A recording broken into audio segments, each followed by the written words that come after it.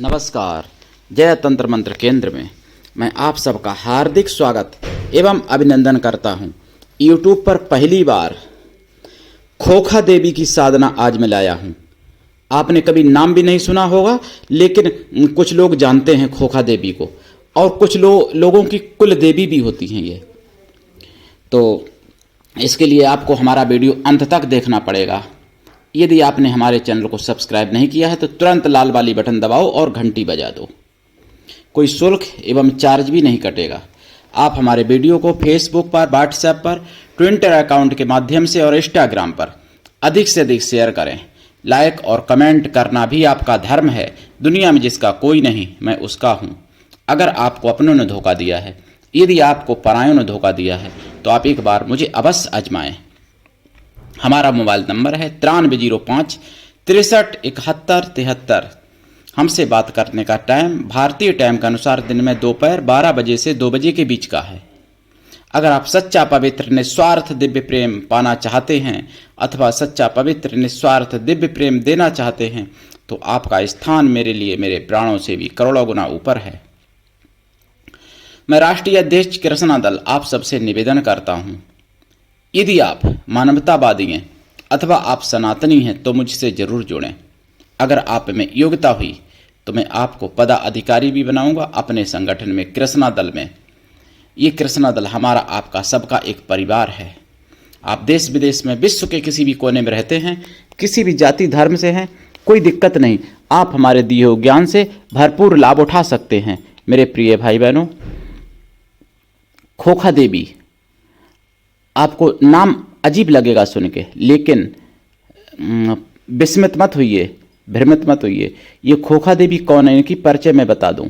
ये शीतला माता की बड़ी बहन है। जो 7 बहनें शीतला माता कही जाती हैं, उन्हीं में से सबसे बड़ी बहन है जिनका खोखा देवी नाम है, जो खांसी पर नियंत्रण करती हैं। उनकी कृपा से खांसी का नाश भी होता है, और उनकी रुष्टता होने से खांसी का रोग होता है। खांसी की देवी ये मानी जाती हैं, खोखा देवी। और इनका स्वरूप जो है एक वृद्धा बूढ़ी माता का है। इनकी कृपा से आप सब कुछ प्राप्त कर सकते हो। ऐसा कुछ भी नहीं जो ना प्राप्त हो जाए, लेकिन अगर रुष्ट हो जाए तो खांसी का रोग देती हैं, अगर प्रसन्न हो तो खांसी हर भी लेती हैं। अगर ये चाहें तो फिर आप चाहे कितनी भी दवा करा लो, लेकिन खांसी ठीक नहीं हो सकती जब तक ये नहीं चाहेंगी तब तक। इन्हीं की कृपा से खांसी होती भी है और खांसी ठीक भी होती है खोखा देवी की। और खोखा देवी को बुजुर्ग लोग तो अधिकांश सभी लगभग जानते हैं। उत्तर प्रदेश में भी, बिहार में भी, पश्चिमी यूपी में भी और दिल्ली आदि प्रांतों में भी खोखा देवी को जाना जाता है। लेकिन आज की पीढ़ी के बारे में मैं कह रहा हूं कि आपने नाम भी नहीं सुना होगा खोखा देवी का। खोखा देवी जो माता हैं, इनको मुलायम भोजन भी प्रिय है बहुत, और हलवा सबसे ज़्यादा बहुत ही प्रिय है इनको, हलवा पूड़ी। देखिए, इनकी साधना की विधि विधान बताऊंगा आपको। पहले मैं आपको बात बता दूं। देखिए, मैं जो भी बोलता हूं सुदर्शन चैनल से, राष्ट्रीय खबरें जो देता हूं, या फिर मिशन साइबर सिपाही से सुनता हूं। सुदर्शन चैनल शाम को 8 बजे बिंदास बोलाता है, वो ज़रूर देखना चाहिए। और अगर आपको समझना है तो समझ लीजिएगा, 2024 10 जनवरी का शाम के 8 बजे वाला बिंदास बोल जरूर देख लेना, और शाम के 10 बजे वाला मिशन साइबर सिपाही भी देख लेना। आपको समझ में आ जाएगा कि सनातनियों के साथ, सनातन पर चलने वालों के साथ कितने षड्यंत्र होते हैं, और क्या क्या उनके साथ होता है, क्या क्या उनको झेलने पड़ते हैं दंश, अपने भी और शत्रुओं के भी और शासनिक प्रशासनिक के भी। मेरे प्रिय भाई बहनों, आपको बता दूं, देखिए, अगर कोई बात हो जाए किसी दूसरे मजहब के, दूसरे रिलीजन के, अगर कोई कांटा भी लग जाए तो पूरी मीडिया, पूरे विश्व की मीडिया एक होके और उसको ऐसे दिखाती है जैसे कि मर्डर कर दिया हो किसी ने। और सनातनियों का मर्डर भी हो जाता है तो भी उनको दिखाया जाता है कि मतलब इन्होंने खुदकशी की, या फिर इनके लिए कोई सबूत नहीं है, या फिर वगैरह वगैरह, मतलब बहुत कुछ। वही बिट्टू बजरंगी के भाई महेश के साथ हुआ। अभी तक हत्यारे गिरफ्तार नहीं हुए जब तक मुझे पता चला 10 जनवरी तक। तब तक आगे क्या होता है ईश्वर जाने। हालांकि इतनी सुखद खबर जरूर है कि बिट्टू बजरंगी के घर मुख्यमंत्री हरियाणा के जो हैं वो गए हैं। वो भी जब किरकिरी हो गई हरियाणा में सरकार की, तब, नहीं तो कोई पूछने वाला नहीं। कितने मोनू मांदेसर ने कष्ट झेले हिंदुत्व के प्रति, कितने बिट्टू बजरंगी ने झेले। और बिट्टू बजरंगी का भाई जो महेश, वो तो बेचारे हिंदुत्व के मुद्दे से भी अलग रहते थे हमेशा। उनको केवल इसीलिए मार दिया आतंकवादियों ने, यानी आतंकवादी तो नहीं कहेंगे, मतलब वो वहीं के लोग थे, जिहादी, क्योंकि वो हिंदू का भाई था एक और हिंदू था, बस इसीलिए मार दिया। और उनकी किसी से कोई व्यक्तिगत शत्रुता नहीं थी। तो ये सारी बातें सनातनियों को समझना पड़ेगा। और दूसरी बात, राम मंदिर का यानी मतलब उत्सव, एक महापर्व पूरे विश्व में मनाना चाहिए। और मध्य प्रदेश में शाहजहांपुर जिला है एक, जहां राम भगवान जी की यात्रा निकाली जा रही थी और अक्षत बांटे जा रहे थे। अक्षत, जो निमंत्रण के अक्षत बांटे जा रहे हैं पूरे भारत में, तो उनकी यात्रा को रोक लिया गया। मुसलमान भाइयों ने रोका और कहा कि यहाँ यात्रा नहीं निकाल सकते, ये मुसलमानों का इलाका है। जब उन्होंने जवाब दिया कि भाई यात्रा तो पूरे भारत में निकल रही है, हम किसी से कोई कष्ट तो दे नहीं रहे, तो इतना ही सुनते ही बस पथराव शुरू कर दिया और छत्तों से भी पत्थर वहां चलाए गए और तलवारों से भी हमला करने की कोशिश की, तलवारों लेके भी दौड़ाया गया और बहुत कुछ हुआ। लेकिन तथाकथित कुछ पत्तलकार जो हैं, उनके द्वारा आपने ऐसा नहीं सुना होगा, उनके द्वारा कुछ उल्टा ही दिखाया जाएगा, उनके द्वारा सनातनियों की गलती दिखाई जाएगी। जो तथाकथित पत्तलकार लोग हैं, मीडिया वाले।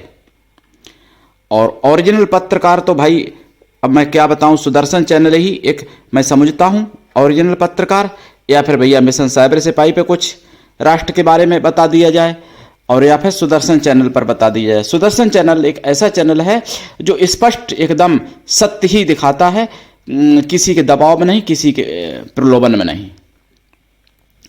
तो इसलिए मेरे प्रिय भाई बहनों, सुदर्शन चैनल को तो देखना ही चाहिए और मिशन साइबर सिपाही को भी देखना चाहिए। और सनातन को समझने के लिए, और देखिए, जिसमें ईश्वर भक्ति है देशभक्ति नहीं है वो भी अधूरा है, और जिसमें देशभक्ति है ईश्वर भक्ति नहीं है वो भी अधूरा है। इसलिए दोनों होना चाहिए अपने अंदर, देशभक्ति भी और ईश्वर भक्ति भी, यानी राम भक्ति राष्ट्र भक्ति दोनों होनी चाहिए। और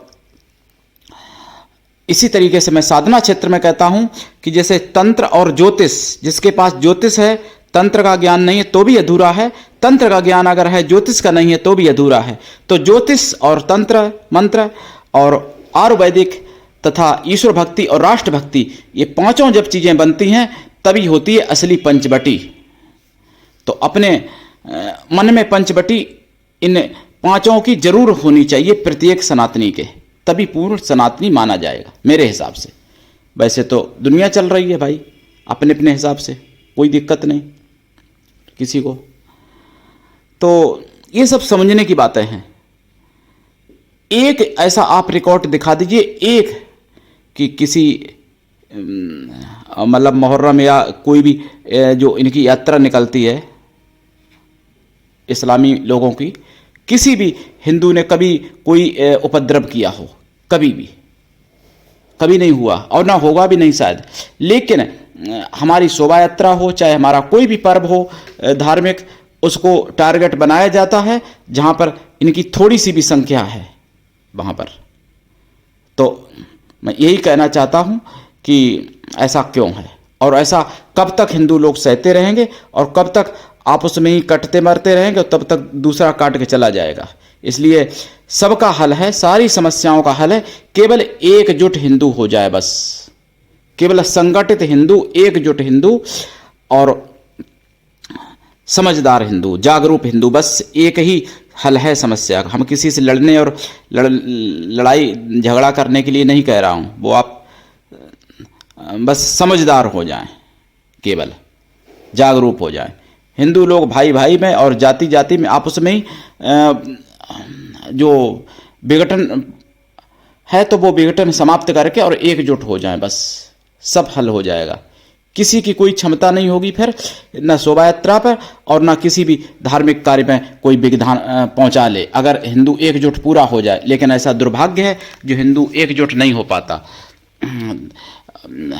कुछ तो नेता ऐसे भी हैं तथाकथित जो जिनकी मूर्खता इतनी बड़ी, इतने देशद्रोही है कि चाहे किसी भी शत्रु के साथ उनको खड़ा होना पड़े तो वो वोट के लालच में किसी भी विदेशी के साथ खड़े हो जाएंगे, चाहे पाकिस्तानियों के साथ भी खड़े हो जाएंगे, मालदीव के साथ खड़े हो गए कुछ लोग, और कुछ लोग ना जाने कि ना कुछ लोग चाइना के साथ खड़े हो जाएंगे।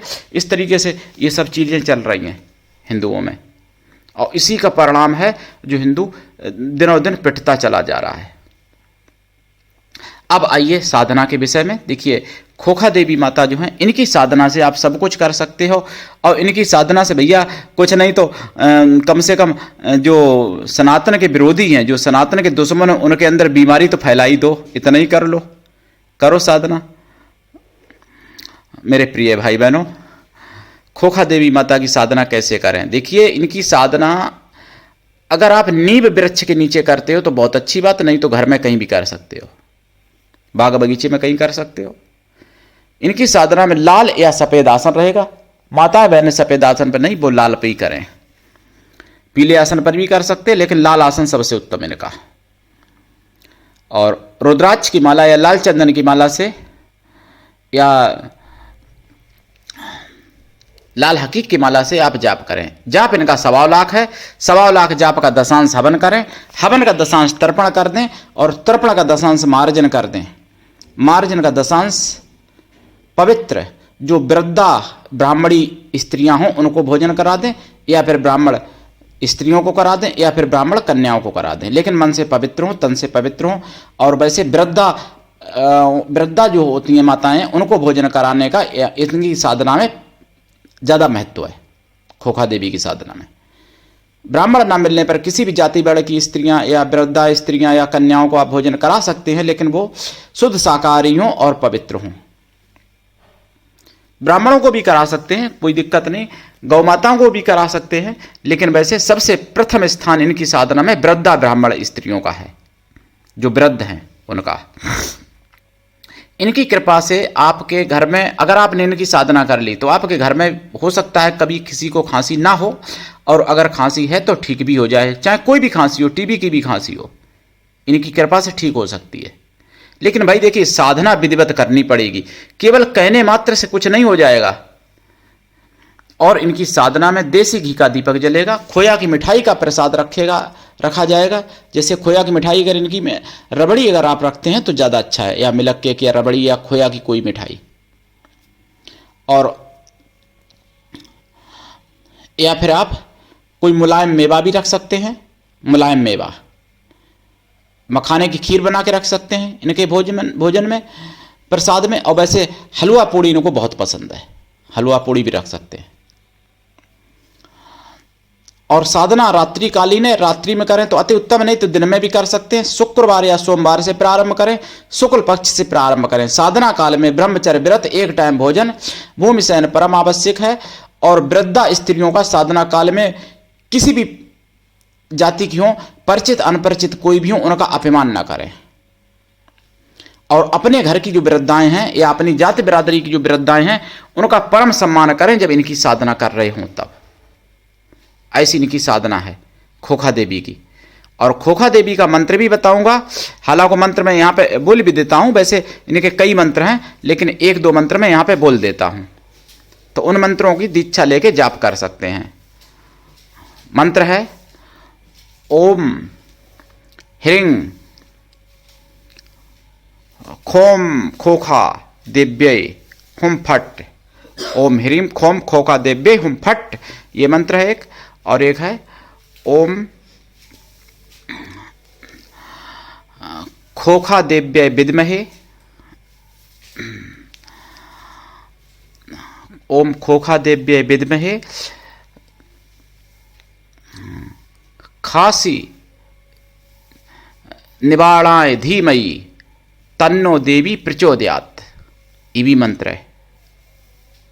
तो ये 2 मंत्र हैं खोखा माता के, खोखा मैया का आप कृपा प्राप्त करें इनकी। ये शीतला माता की बड़ी बहन है।